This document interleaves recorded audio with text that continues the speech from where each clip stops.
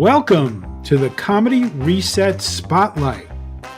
This is the place to be if you want to hear from some of the most innovative and exciting comedy creators from around the globe. On this podcast, you'll hear from a variety of guests who are pushing the boundaries of what comedy can be. If you're looking for fresh perspectives and new ideas, this is the podcast for you. Episode 37. New Jersey comedian, Carolynn Mincin.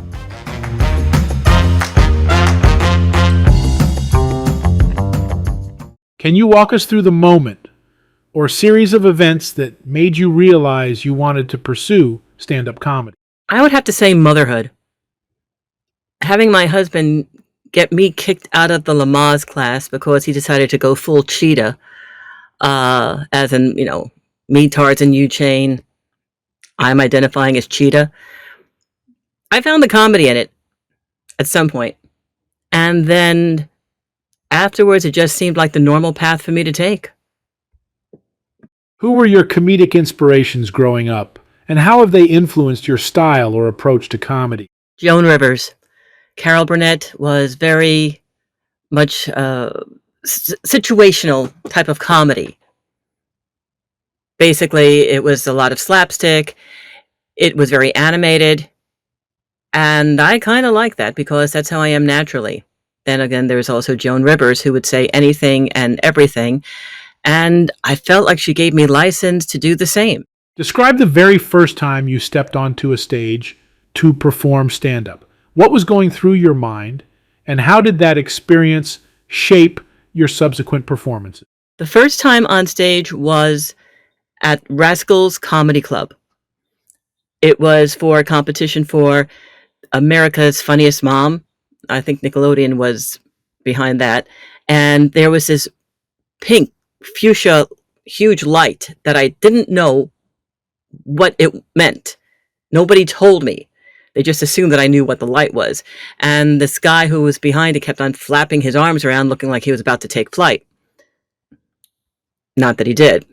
But it was very liberating and very comfortable being on stage, even though I was shaking inside. And I felt like I had a story to tell and that people might actually find it funny. Comedy is an evolving art form. How have you seen your own comedic style change and mature over the years? I used to go on like a Russian novel on speed. I'm a very wordy person. I just go on and on and on. I'm very, very animated. I've learned to do a few things regarding word economy. I do not step on my jokes because I always rush through things. And it's okay to find laughter in so many different things that can upset us. Laughter is truly healing. Can you share a particularly challenging gig or phase in your early career? And what lessons did you take away from it? I was in a competition that was supposed to benefit, the proceeds were supposed to benefit veterans. And I was told I had to be ready with 6 minutes, not 1 second more, and I had everything down to a science. And when I got there, I was then told, hey, you now have to do only 4 minutes. So it was cut, and I'm thinking, okay, everything is totally off balance here.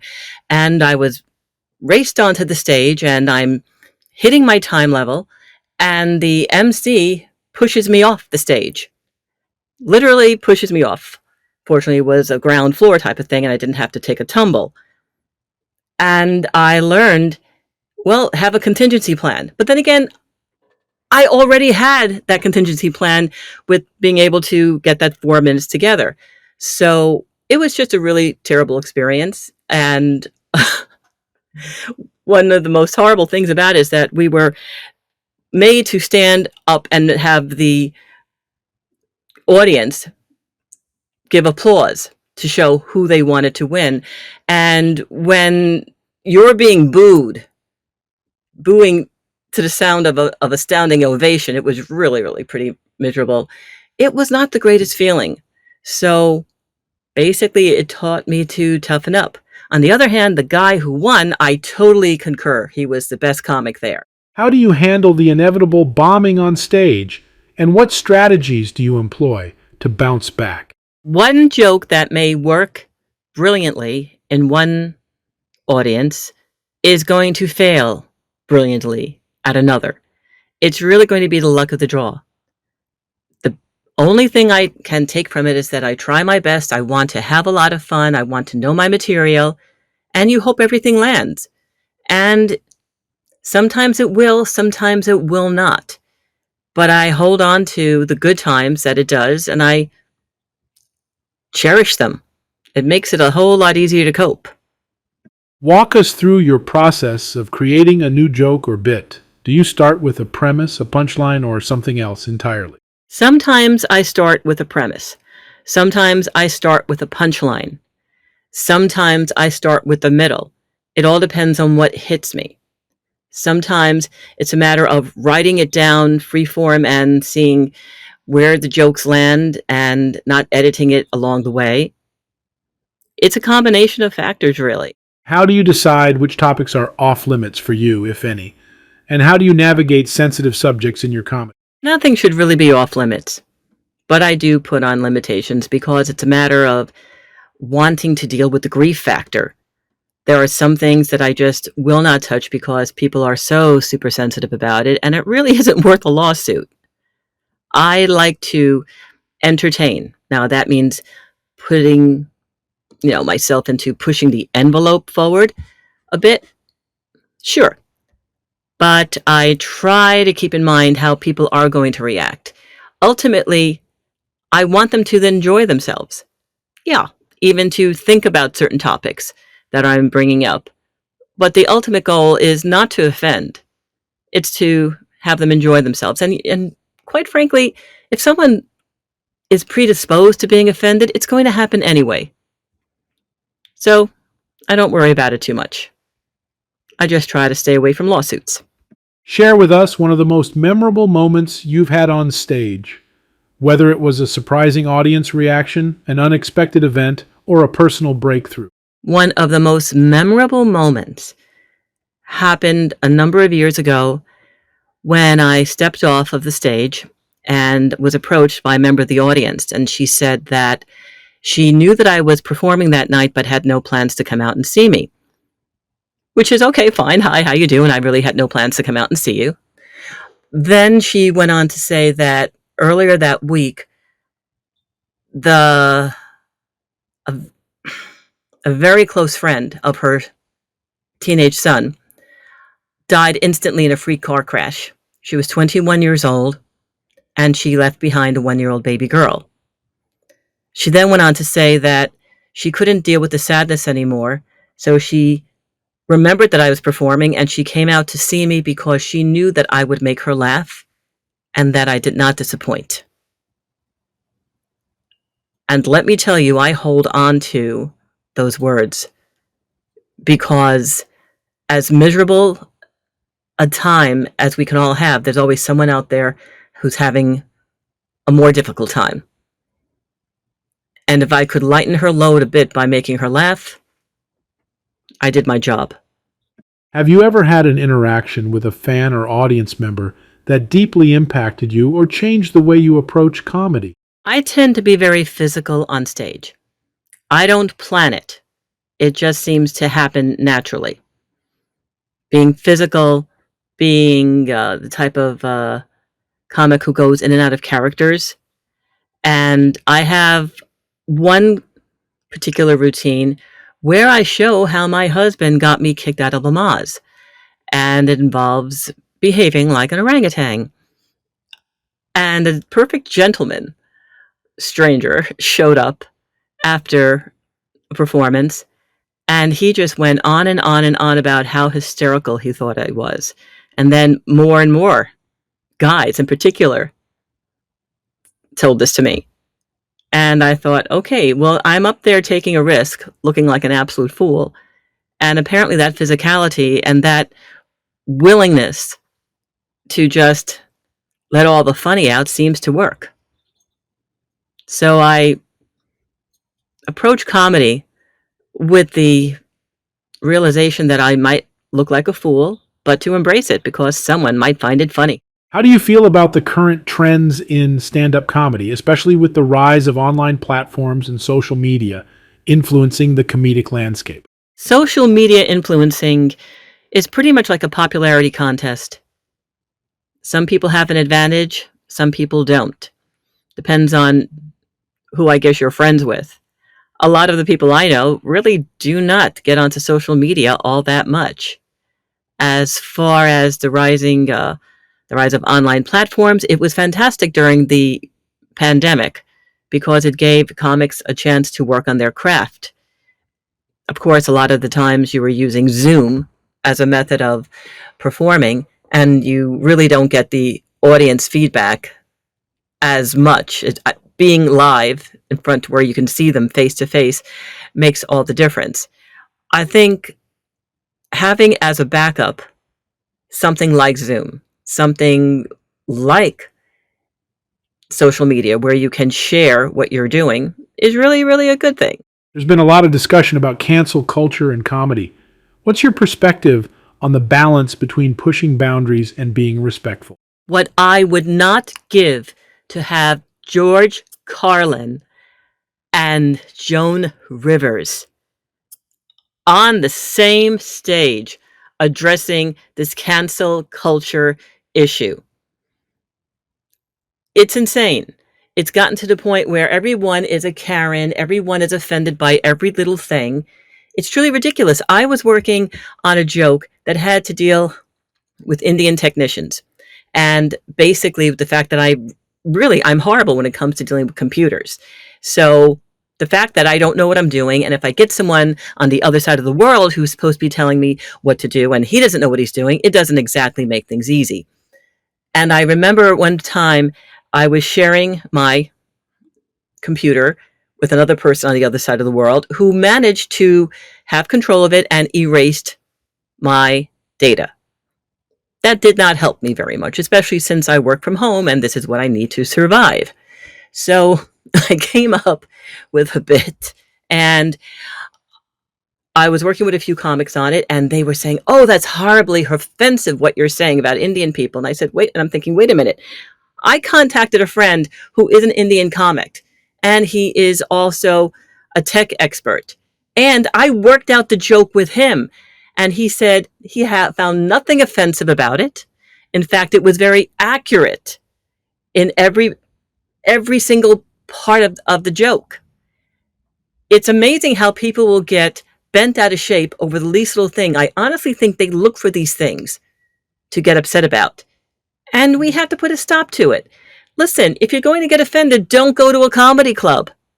Sincerely, deal with it. Get over yourselves already." How do you see the future of stand up comedy evolving, especially in a post pandemic world where virtual shows have become more prominent? Nothing will ever beat the interactive process of having a live comedy event. There is an energy, there is a chemistry that happens when you are physically in front of an audience. That being said, because of the pandemic or the post-pandemic, virtual shows they're more prominent, I guess, but it allows you to interact through a Zoom type of experience with people all over the world. Comics from Australia, comics from Japan, they could be performing right in front of us right now through the magic of technology. There is a delay by, I believe, 1 second from the time that you say a joke and you transmit that information. However, it is something that the technology will have to catch up with it. Still need to have that feedback. And on Zoom shows and on other shows, unless the technology is there, if you really hear how the audience is responding, it will not be. It's good to have as a backup, but it's not going to be the main thing. If you had to describe your comedic style in 3 words, what would they be and why? I am hyper animated. I am very energetic and clownish. I like to unleash my inner child. For some reason, I feel perfectly comfortable doing that on stage, and I have no idea why. It's perhaps the feeling that I really have nothing to lose by doing this. I have something funny to say.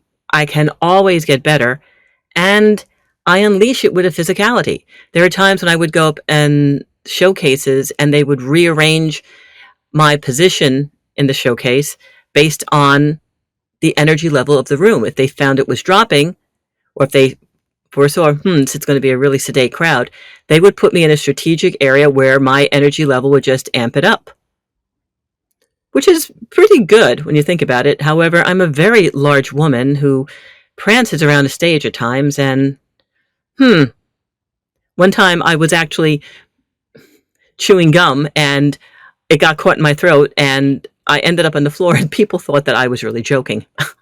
Yeah, I really wasn't, but that's another story. Who are some current comedians you admire or believe are pushing the boundaries of the art form? Sebastian Maniscalco. Okay, I know I'm messing up his name and I really don't care. I know that sounds awful, but then again, he could probably do a routine about how people mess up his name. I think he does push the boundaries in a more acceptable way than some other comics would, and he gets away with a lot. I think it's pretty funny. He's pretty relatable too. And I think the fact that what he pushes is something that people can relate to, and that makes it okay. Comedy often serves as a reflection of society. How do you incorporate your personal experiences and observations about the world into your sets?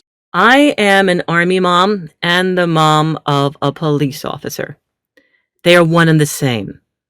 My son in the Army National Guard, and he never takes off the uniform, basically. When he puts on one uniform, he takes off another. And I recall when he called me from the police academy before he had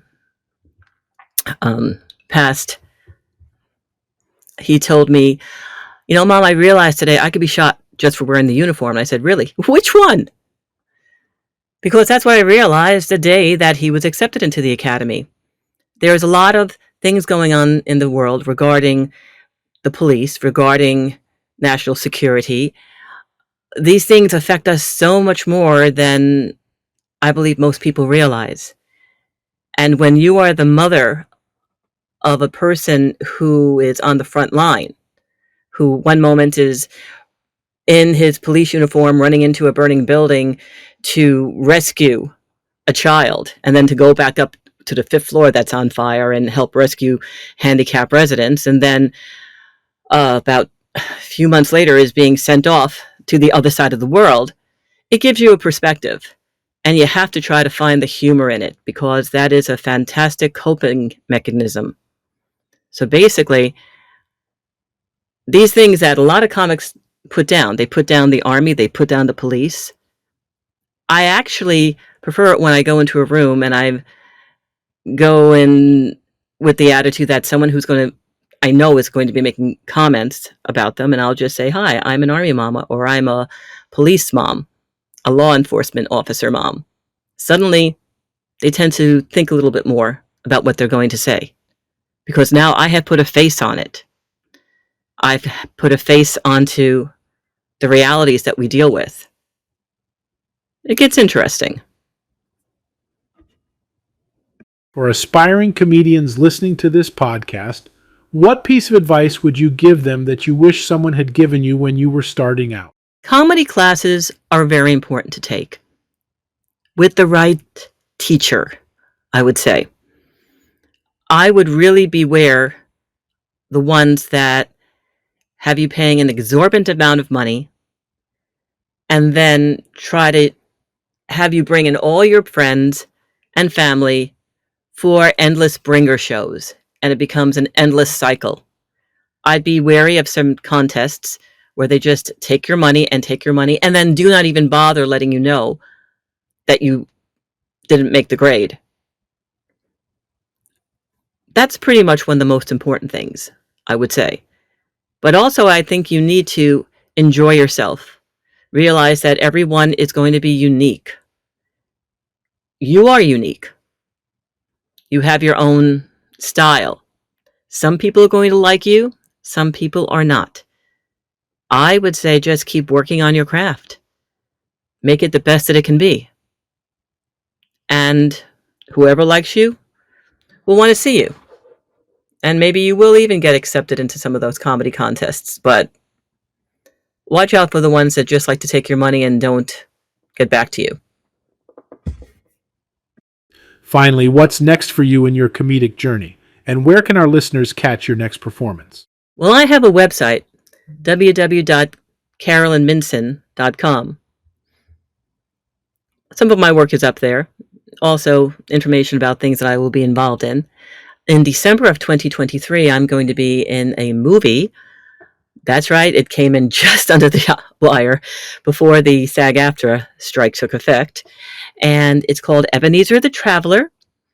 It's a fantastic Christmas movie. And I get to be a waitress. A very funny waitress. It's going to be fantastic. And I hope that people will see it. I'm also going to be working on some YouTube videos for comical purposes. And I'm working on pursuing a few commercials. So we'll see what happens. I've been your host, Rob Chaffee. Don't forget to laugh today. It's good for you. Comedy Reset Spotlight is a podcast that brings you today's freshest and funniest comedy creators. If you like what you heard, please subscribe to hear more.